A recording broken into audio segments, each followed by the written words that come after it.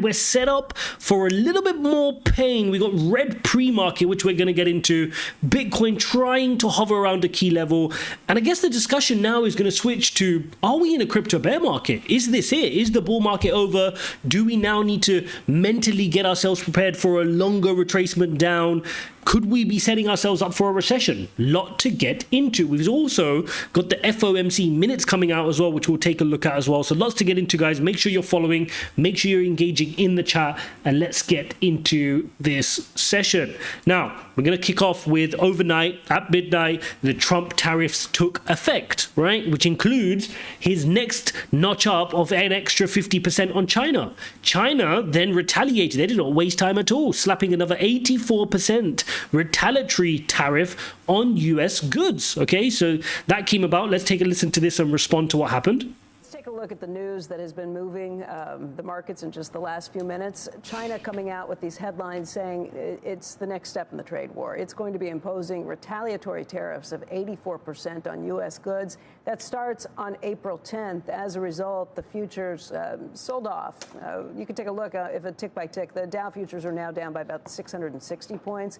S&P futures are off by 73. The NASDAQ down by close to 200 points. Again, on a percentage basis, you are now talking about drops of 1.8% for the Dow, 1% for the NASDAQ, and 1.5% for the S&P 500. It's playing out in Europe, European equities as well. Take a look at those prices. A little weaker than we were before this. We were down by about 3% for most of the major averages. At this point, the German DAX is down by 3.8%. So is our Italian stocks.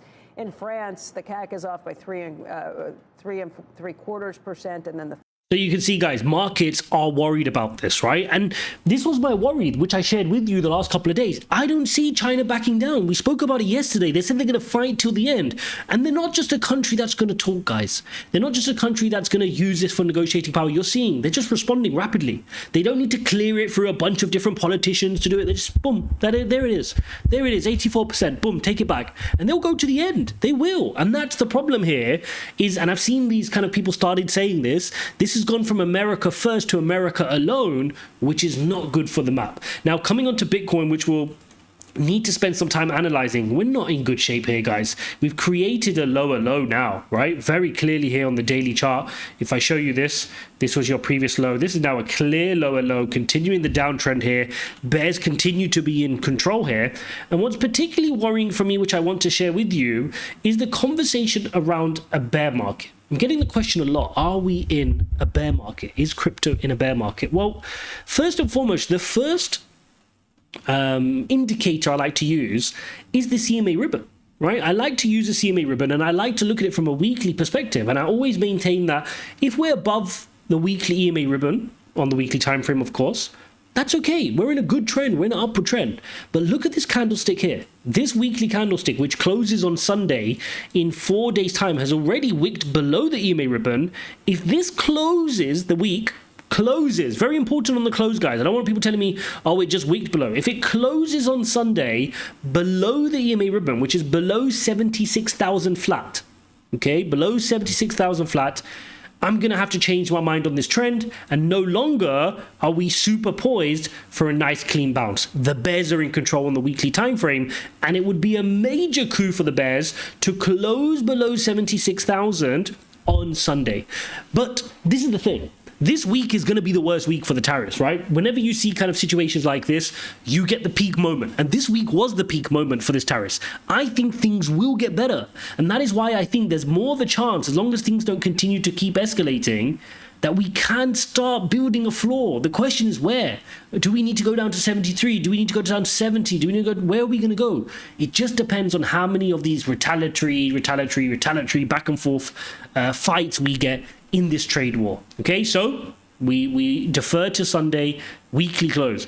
Before then, there's a lot going on, right? Not just tariff related. We got FOMC minutes today. We got CPI data tomorrow. You got PPI data on Friday. So there's a lot of things that can move this market between now and Sunday, and I really hope we can close above 76, even if it's slightly, guys, even if it's where we're at now, which is 76.8. If we can close in some of these levels, that's going to be good. But so far, 3 weeks in a row in the red, which hasn't happened for quite a while, guys. I mean, the last time we were that low is when we got rejected from 70 and we went down to eventually touching 53.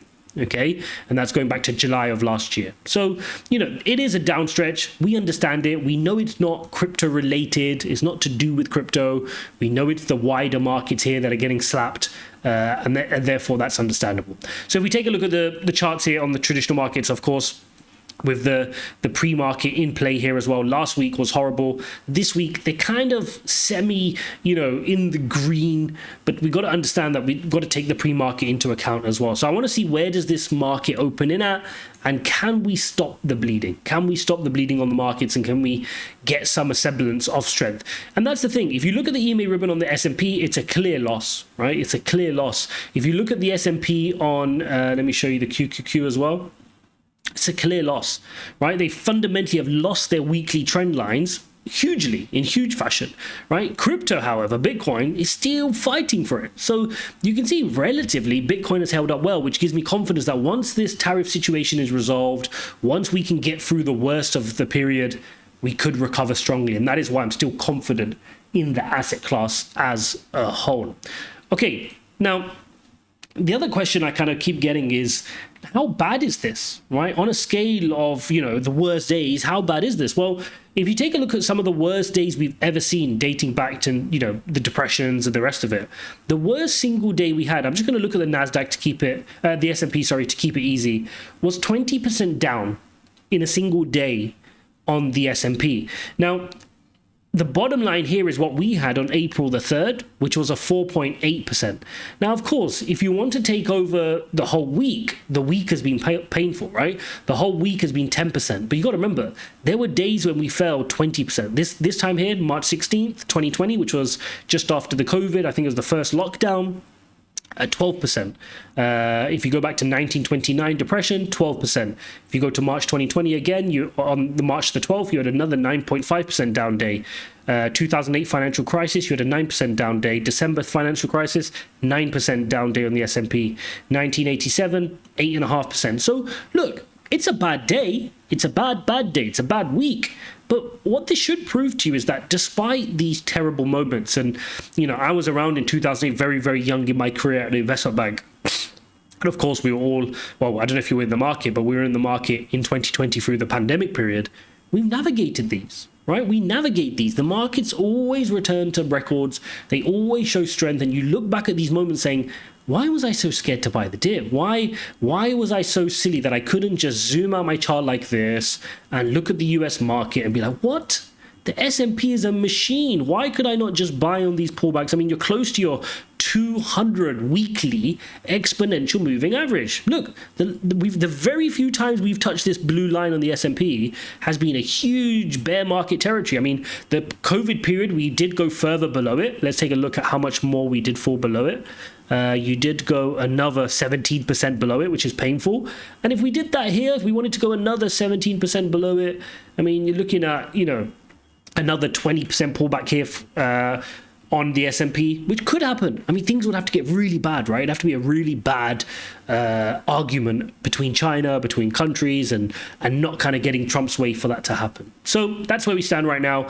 Let's jump on over and listen to what some of the suits have to say. 70% on a year-over-year basis for every month going to September. We had Clint Henderson from the Point Sky on yesterday. He said leisure travel is down, as well as business travel is down, and you get a big sense here of why Delta would pull its forecast. All right, we have Walmart sticking to its forecast in the face of inflation due to tariffs. That's what they do, Matt, and this is exactly what the CFO said. He says times like these are when Walmart really does shine. Now, the big question is, how do they do that? They seem to suggest that they are willing to take price, meaning that they're going to absorb the costs and not necessarily pass it on to the consumer. They also made it clear they are going to take some mitigating Let's just cover off this article that I was reading before we came live here on Jamie Dimon, who's obviously the CEO of JP Morgan. This guy's funny because he's always anti-crypto, but then his whole company is so pro-crypto suddenly and all in on blockchain and ETFs and all that stuff. Yeah, hypocrites. And that's the funny thing about these pullbacks. Like, everybody tries to fearmonger, but at the end of the day, all the smart guys are buying in the background, and you only find out 3 months from now when Bitcoin's gone back to 110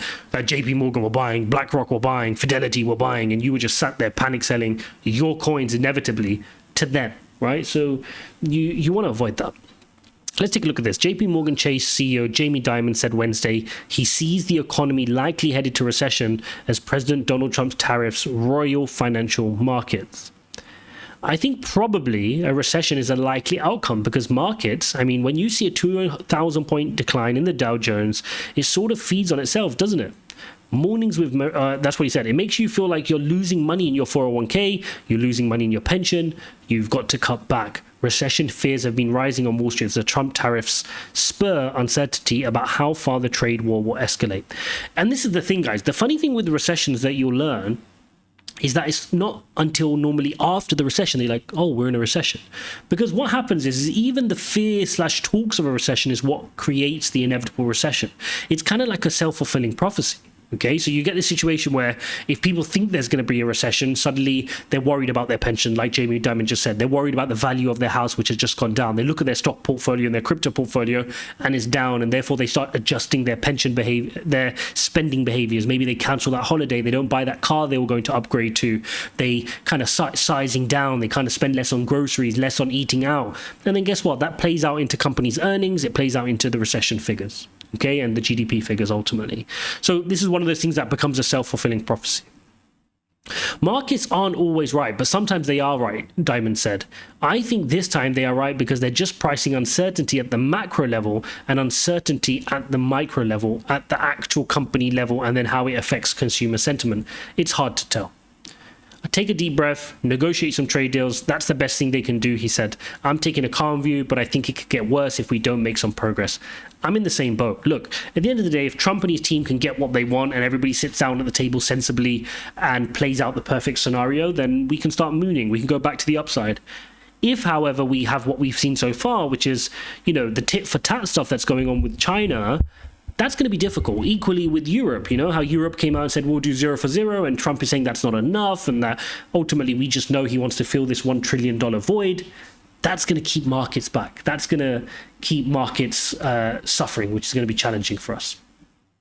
The tariffs could be risky. David, I'm hearing a lot of discussion about whether, when the Fed could come in. I'm bringing you these Kashkari comments because they echo what I've otherwise heard from others at the Fed, which is that the Fed cannot act immediately here from rates. There are several facilities the Fed has set up. If there are liquidity issues, I'm not exactly. They can give bank liquidity immediately about liquidity issues. However, the question is being asked whether they might do something, if needed, that might be something along the line of market asset purchases, like they had in the pandemic when certain treasuries, certain securities could not be sold. But that would be great for crypto right now, but people are asking the question. All right, Steve, I assume you can hear us. Just stand by because Jim was making a point. I just got off the phone with my best bond guy who is swinging around more than anyone in this country. And he says, of course, there's liquidity issues. That's exactly what's happening. The swap spreads have tightened significantly, Steve, over the last 2 days, an indication of liquidation. U.S. Treasury and swaps reflect Fed expectations. I mean, I'm reading some notes here this morning that certainly indicate, and then next week you've got individual tax payments, which could put pressure on banks' cash positions. You heard Rowan with Sorkin earlier talking about, hey, it was a point where the Fed was buying $100 billion a day. Right. I don't know. You say no issues, but it's certainly coming up a lot in the conversation. Way too much. Let me just clarify. It's bullish crypto. If the Fed are buying, that's good. With what Jim is hearing, I guess the question is, what I'm talking about is, have you reached that threshold where the Fed would need to become involved, right? With a standing repo facility where people can go get paper if they need it. Is there a need for any extraordinary action? I'm hearing the same tightness that you guys are seeing.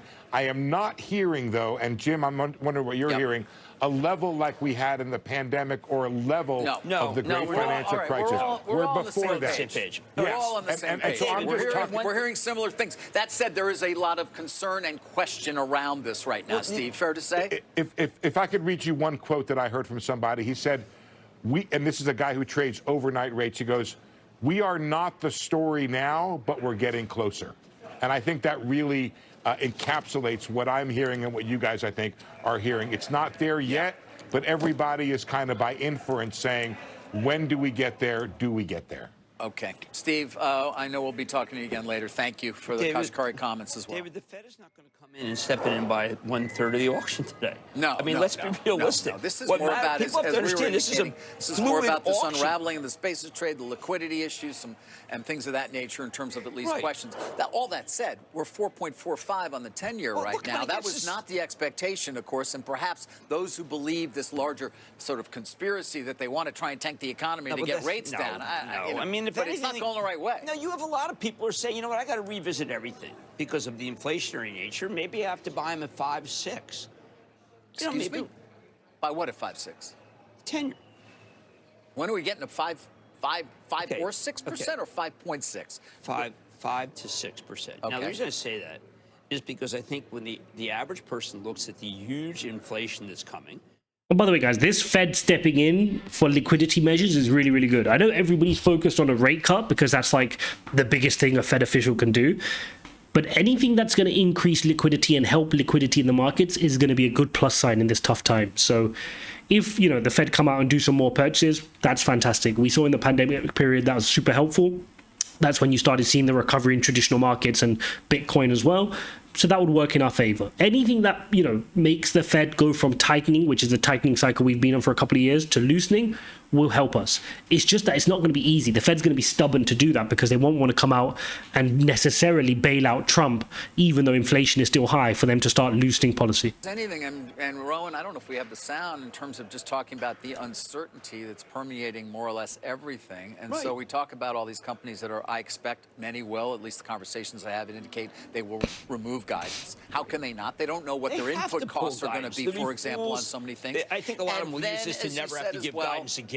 We're also in a point where we may be headed towards a recession. The consumer may be pulling back significantly. I know. I mean, and so how do you figure anything out, including what a multiple should be for anything, including Apple, as you pointed out at the top of the program? That's why I say, if I can't figure out the multiple, then I'm going to be a seller, not a buyer. Take a listen to Rowan earlier with Sorkin talking about just general uncertainty. More specifically, he was talking about in terms of the approach the administration has made towards, in terms of the trade negotiations, or what may be negotiations. I would rather have uncertainty from 4% unemployment and adding 200,000 jobs than uncertainty, a different way. Having said that, no uncertainty is better. What do I expect? I expect over the next 90 days, we'll see the beginnings of countries coming to make deals.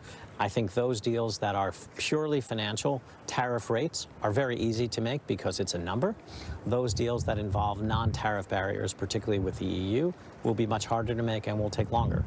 I think uncertainty will come down if deals progress. Uncertainty will go up if deals don't progress. I do wonder. Oh, let's listen in on this clip from Elizabeth Warren, who says Trump has imposed enormous damage on our country. Senator Elizabeth Warren, along with several other Democrats, and Republican Senator Rand Paul, moving to force a vote on a resolution to repeal the president's tariffs by canceling the emergency declaration used to justify them. In a Financial Times op-ed out this morning, she is making her case for more Republicans to join her efforts. Senator Warren joins us this morning. She is the lead Democrat on the Banking Committee. And Senator, in the past, you have gone along with tariffs, maybe targeted tariffs. What's different about what the president is doing right now?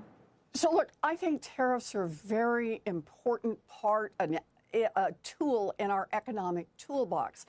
But they have to be used in a way that is targeted. We have a specific goal. We are bringing it in with a timing that makes sense, so we're going to be able to manufacture things at home. Take, for example, the pharmaceutical industry.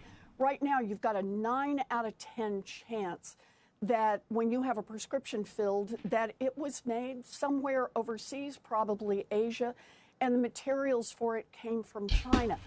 That puts us in a vulnerable position.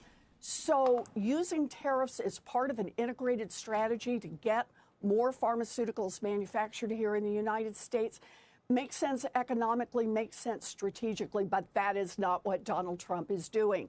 By putting across-the-board tariffs with virtually every nation on virtually every product with no planning and no rhyme or reason to the numbers is just creating economic chaos. And when there's economic chaos, no one wants to make investments in the United States to build more manufacturing, to build more good jobs here in America. Are you hearing? A rare moment I agree with Elizabeth Warren, right? It's exactly that. Like, no smart CEO is sitting there right now going, oh yeah, this is so true. Let me go build a factory in America. Because if it was, then we'd be mooning and the markets would be fine. It's not. It's the exact opposite, where what Trump has done is he's paused all activity, all market activity. Any IPOs have been sidelined. You know, people who wanted to do any investment or capital investment in the US or even globally, they're just pausing just to wait. Anybody's big projects for 2025 are all on hold now. I know that from just speaking to people personally who are doing business deals and transactions. Like, they're just holding on it. Why would they go and risk that now, right? They wouldn't. From businesses at this point, what are their constituents? I mean, it's an unusual place to find businesses maybe running from Republicans and running to some more progressive Democrats seeking cover. You know, we're hearing from businesses, small businesses, big businesses. We're hearing from families. Already, businesses are starting to raise prices in anticipation. So it's going to come through to the inflation figures. We're screwed. Costs are going up for families. Small businesses are worried that they're just going to get capsized in this kind of turmoil. And that's the problem that Donald Trump is creating. Nobody can plan for this. The numbers make no sense. And this is the moment for Congress to step up and exercise its power. The authority that Donald Trump is using is a declaration of emergency, but the specific law for that... Let's jump over that for a second. It's farmers, and we'll write them a check because that's the American way. There is Boeing, but Boeing doesn't make enough planes to even export. And by the way, Boeing has orders for 40 years worth of planes. So it comes back to this list of undesirables. Now, do we have any color on, or are we just going to just once again punish the medical equipment companies, punish Micron, punish Apple, punish Starbucks maybe? Punish Nike? Who are we punishing? Because they're, honestly, they have an empty threat against us with the 84%. Not that I don't think they can hurt us, but I need to know who they're going to hurt. Well, it's at this point, we still don't know. Because that list of the 18 was mainly defense, aerospace. You know, so these are companies, and most of the companies actually on that list had been on this sanction list before. Mainly because of their work with Taiwan and arms sales. So this was more of a symbolic list. Yeah, so you could see that the Chinese are holding back when it comes to really trying to go after individual companies, probably because of the potential impact that could have, not only on jobs here, but also on scaring away other American investment, which the Chinese do want. Right. Eunice, thank you. Eunice Yoon in Beijing. Meanwhile, Jim, we want to... All right, guys, take a look at this, will you? So this is what Trump's saying now. So in one of his posts, he says, this is a great time to move your company into the United States of America, like Apple and so many others in record numbers are doing. Zero tariffs and almost immediate electrical energy hookups and no approvals, no environment delays. Don't wait, do it now. I mean, does he really think this is going to happen, like, en masse? Like, the reality is people manufacture, you know, overseas for a reason. And so suddenly when they're trying to build a factory in the US and they've got all this environmental problems and bureaucracy and legislation, not to mention how expensive it is, that's a problem. I think the other issue with Trump is underestimated. I was reading a stat that I think 60% of Americans, whilst, the top 10% and even the 20% is super productive and they're creating amazing companies, the 60% of the US population has below a grade 6 reading age. And that's a problem, right? If you want to become this hub of manufacturing and you want to get the majority of your multi-hundred million population into the workforce, into good, engineering jobs and manufacturing jobs, it starts from the ground up. It doesn't just come from you blasting tariffs and saying, build in America, right? It's a bit more nuanced than that. It's a bit more complicated than that. So this argument that companies are just going to move their factories suddenly from Bangladesh or China or Taiwan or wherever they are right now into the US overnight because of tariffs, I don't think it's that simple. I think they're just going to sit it out. And I think that's the thing. And even if they do move, the prices are going to be incredibly inflationary. And suddenly we're talking about a $10,000 iPhone, right? I mean, that's the kind of level we'll be talking about. What else to take a look at here? Let's see what Bloomberg has going on. Maybe feel like some stocks or some strategies they had high conviction in anyway are now a buying opportunity. But a lot of it's still concentrated, I think, on defense, rebalancing, and making sure that investors aren't off sides, because it still seems like there's plenty of uncertainty to digest. A lot of uncertainty, and I guess we all expected President Trump to implement the most damaging parts of his campaign promises first. He can do that by decree. The good things like tax cuts and deregulation. Let's just jump on over to the Bitcoin chart, guys. I just want to show you this hourly chart here on Bitcoin. I mean, the battle really for us today on the hourly chart is to reclaim the CMA ribbon, right? Which is 78K. Can we do it? Can we get a good day in the traditional markets that fuels a move up to here? It would be nice. It'll be a good start. We've got a low here. We're trying to grind out a higher low. But the problem is the CMA ribbon is going in this direction. It's going to act like resistance and try to weigh us to the downside. It will take some real positive momentum news for us to go back up, create higher highs, reclaim the hourly EMA ribbon, which in turn will help us regain the 4-hourly EMA ribbon. Because ultimately, our way out of this mess from a technical analysis point of view is a double bottom pattern, right? It's this W pattern. Boom, boom, boom. Create the double bottom, go back up into the 4-hourly EMA ribbon, break out, retest, and off you go. Okay? That is the W pattern. That's your neckline there. That is your W pattern. That's our way out of this mess from a technical perspective, and it's possible. The bulls have stepped up twice at that level. This level here, where my cursor is, which is your 75K level, 2 times they've stepped up. 1 and bidded it up, 2 and bidded it up. This time the bears rejected it. Will they reject again? And if bears do reject again, they'll need to fall. So lower low, they need to go below 75. They want to be pushing down the next leg down towards 74, which is that green line, and would test that previous all-time high, which I've been yapping on about for a very long time. Okay, so a lot to play for here in the next kind of couple of hours / even days for us to see, can we reverse out? The direction is there. The setup is there for it to happen. We just need the news and the markets to play in our favor. Can we have, a bit of a positive day? Can we get some positive tweets? Can we get some negotiations? Can we get something from Trump? That's what it's going to rely on. Without that, the opposite is just going to get us rejected from the EMA ribbon and back down again. And I'll be ready for 74, 73, even down to 70, ready to buy the dip on some of those levels. Now, like I said, even though I'm buying the dip, it doesn't mean I think we're just going to rocket to the moon. I think, if we lose that weekly EMA ribbon by Sunday and we don't show some strength over the next kind of 3 to 5 days, we could be getting a more sustained period of downside, losing our EMA ribbon, spending more time here in some of these lower price ranges. I mean, we spent a long time, right? We spent from March until November. We pretty much spent most of last year, the core of last year, in a trading range between 74 down to 54. And maybe we end up doing that again. Maybe this brings us down into this range and we're just struggling in this range down here for the rest of the year until we get some resolution on the tariff. That is the long game. That is if this just doesn't fix itself. It takes a long time. It's a lot of pain, a lot of brinksmanship from Trump, a lot more negotiation. That's the scenario I can see playing out.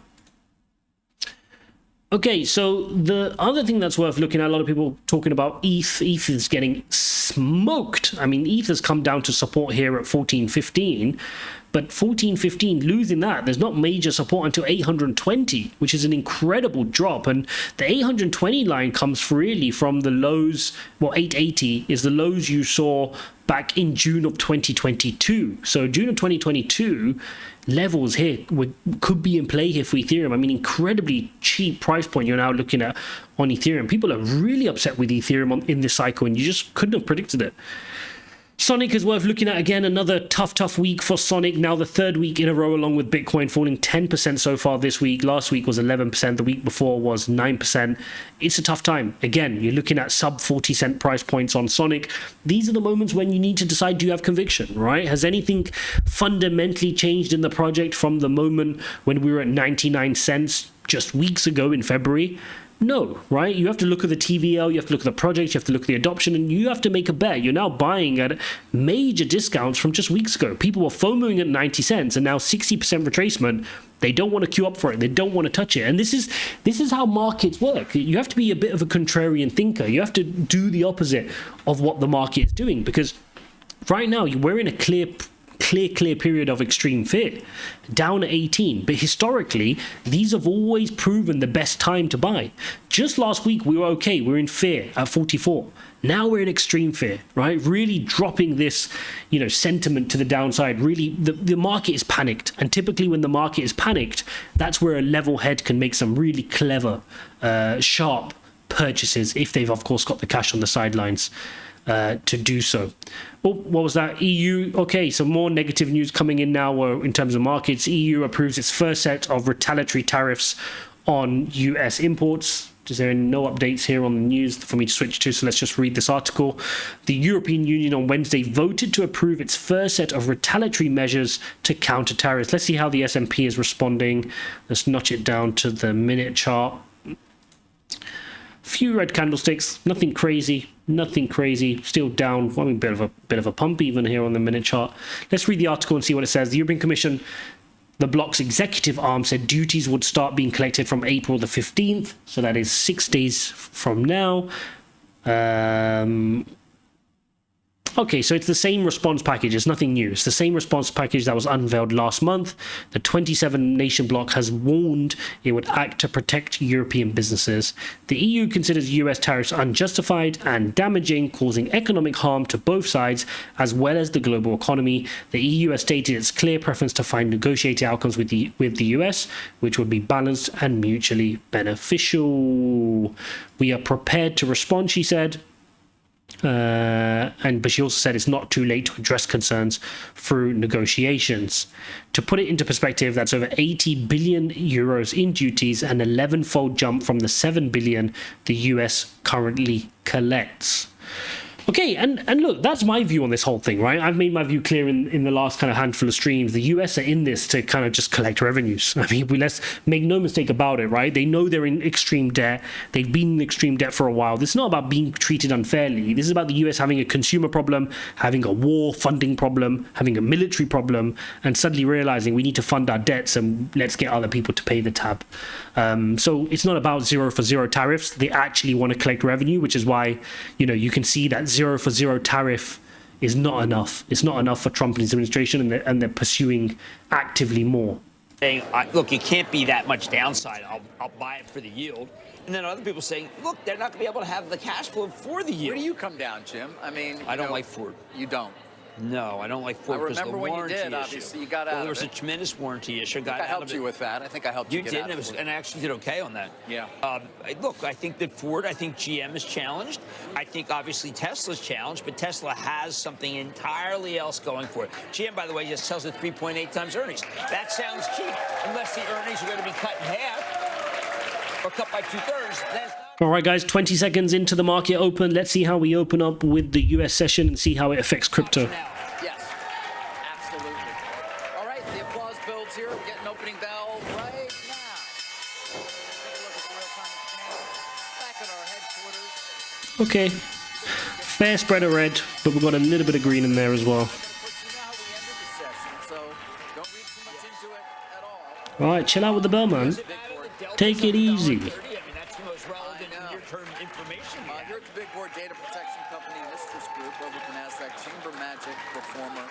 Steve Cohen.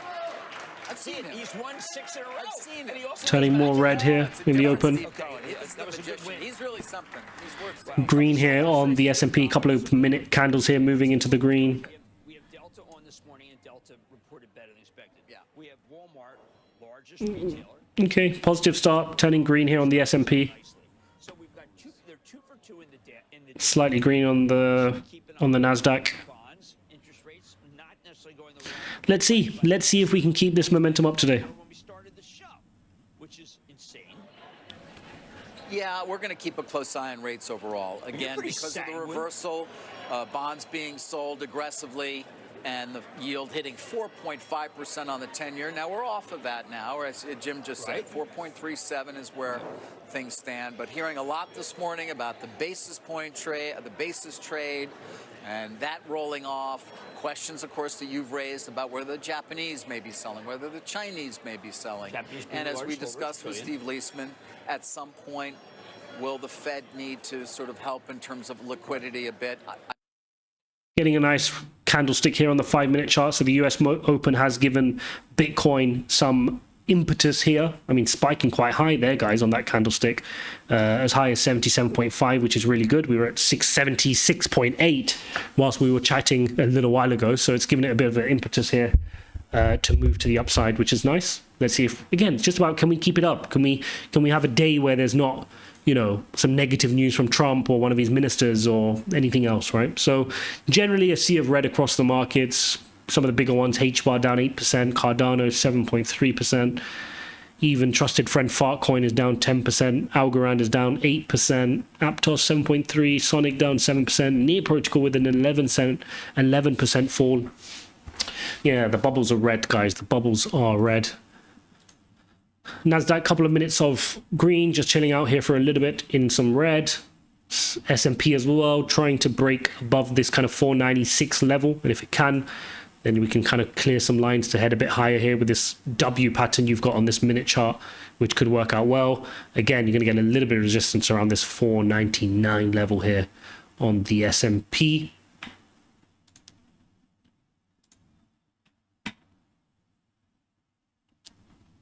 Let me just pop these guys back on for you guys. 1 second. Through the course of 2025, where do you hide out? What is defensive? What's a haven in this market? There's no magic bullet, frankly, and we've been having conversations with clients since 2022 to make sure that portfolios learned the lesson from that period, which is that in this kind of economic market environment we're in, bonds can't be the whole solution for diversification. They can be some, but not the whole solution. So examples of what worked in 2022, certain alternatives were up. And here, not just a mark-to-market issue, but more an uncorrelated behavior that's a feature, not a bug, of certain types of alternatives, specifically real assets, infrastructure, real estate, as well as certain types of hedge funds.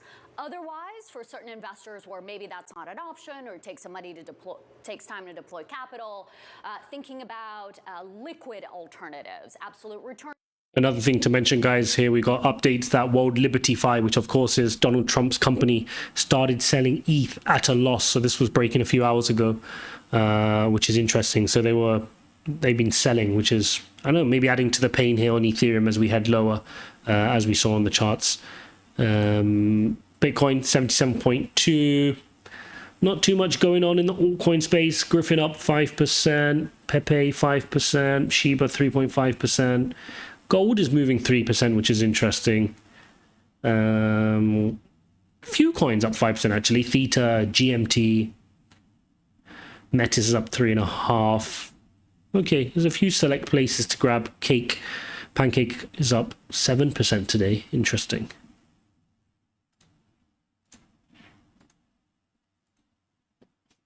Diamond, you think the banks are riding higher? No, the banks. In fact, there was a journal story today talking about how the leading banking executives have not been in touch with the White House in any real way. So you have no you have no Congress, you have no Senate, You have no Justice Department. You have no press. You do have social media. You have no academics, no press. They took the academics no lawyers. out very early. They took the lawyers out very early. It's interesting what you're describing here. It doesn't really sound like the United States of America to me, not the one I've known. I didn't say that. All right. Well, you know what? I don't want to move on to that. Let's get back to business here. Why? Please. You don't think that that's salient? No, I do, but you know. Because you asked me why I'm waiting for the president. The president is very powerful right now. Immensely more powerful than in my life. Yes. It would be amazing if the president said, you know what, we're done for now.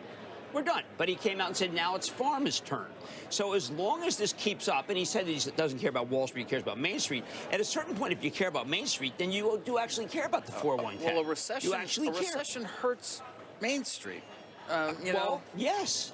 And again, capital formation. And again, we're both hearing that seems to be a much more likely outcome, even than it was a week ago. But there are people. Look, the majority of the people.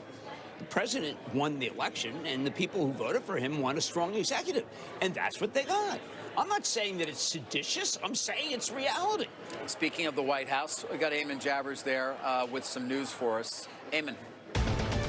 David, the retaliations are rolling in now. We had that 84% retaliation from the Chinese overnight, and now we're getting a retaliation from the European Union. Just in the past couple of moments, the European Union approving tariffs on about $23 billion. We read this, but the market's not really moving on it. It's weird. Retaliation for President Trump's tariffs on the EU. Some of these tariffs, there's an extensive product list here, which I won't go through, but some of these tariffs do appear to be sort of politically targeted to hit certain agricultural products and other things in the United States that would hit particularly red states or the states closest to American political figures. So no comment from the White House. I just spoke to some folks in the West Wing. No comment from the White House yet on the Chinese retaliation or this new EU retaliation that we've just gotten. But we do expect maybe to see a response from the president at some point this morning on his social media platform. That tends to be the way that the president reacts to these things, and we expect we might see that relatively soon. So for right now, no comment, though, from the White House on the EU retaliation, guys. Back over to you. All right, so once again, we write the checks to farmers. We're quite used. Just to switch over here, just had a tweet from Donald Trump in the last 2 minutes.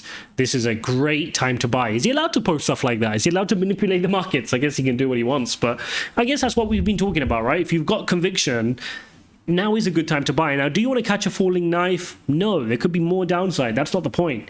But historically, if you're a net buyer in these moments when markets are pulling down, and we looked at some of the worst days we've ever seen in the market and how we've recovered for them, you know, typically these tend to be good times.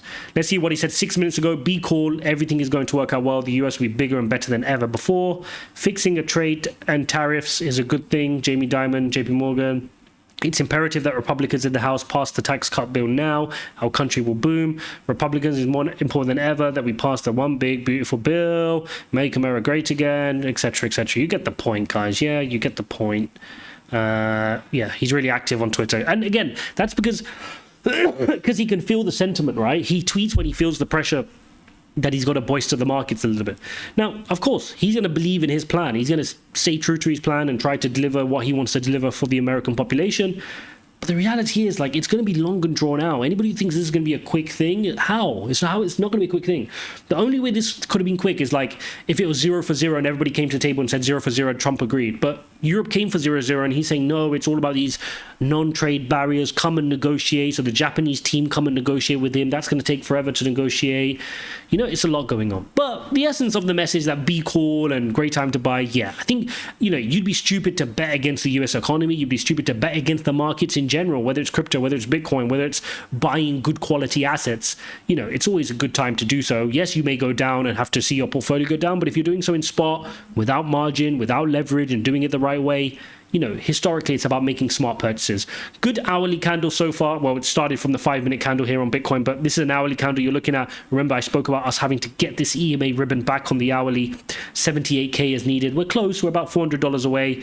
That would be an important hourly candle close above the EMA ribbon to reclaim it. We've not been above it since earlier yesterday during the day. So if we can reclaim above it, start working our way up, that's going to be our chance of kind of creating that big W pattern I was talking about. Boom, boom, boom, boom. Go back to the top of the W and then work your way up back above 80. Again, always news-based.